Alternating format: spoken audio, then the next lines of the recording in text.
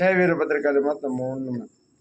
రేపు ఉదయం 7 నుంచి ఇంకా పాడ్యం స్టార్ట్ అవుతుందన్న ఉగాది పండుగ.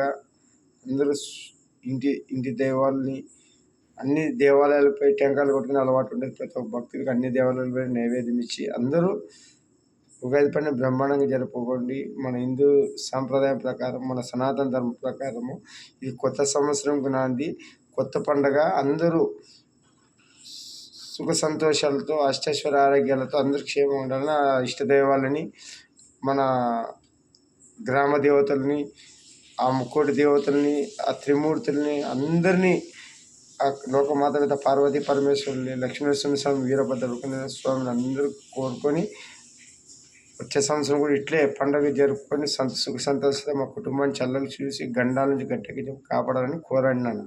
ఎందుకంటే ఇప్పుడు కలియుగం, కలి ప్రభావం వల్ల ఎప్పుడు ఏముంటుందో మనుషుల్లో వారంటీ గ్యారెంటీ లేవు, ఎప్పుడు ఏముంటుందో తెలియదు.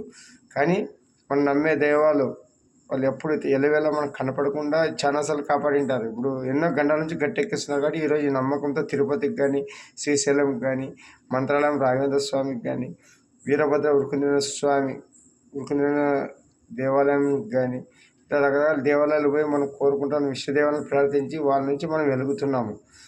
వాళ్ళు మన గండాలు గట్టెక్కించి మనం ముందు తీసుకోవడానికి వాళ్ళు ఎంత పాత్ర ఉంది, అది మనకు తెలియడంలే. మనం గత జన్మ కర్మ ఫలం వల్ల ఈ శరీరంలో కర్మలు తెంచడానికి వాళ్ళు ఇచ్చే శక్తితోన వాళ్ళు కాపాడే గండాలు ఎన్నో తెలుగుని కాపాడింటారు, అవన్నీ మనకు తెలుగు. కానీ మనం అనుకునేదంతా మాయ.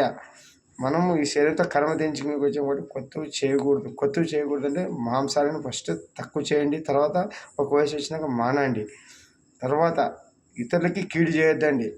నువ్వు ఏం కీడు చేస్తే అది వెంటనే తిరిగి ఇస్తుంది. కర్మ ఈజ్ రిటర్న్, కర్మ సిద్ధాంతం నడుస్తుంది వీరభద్ర యుగం.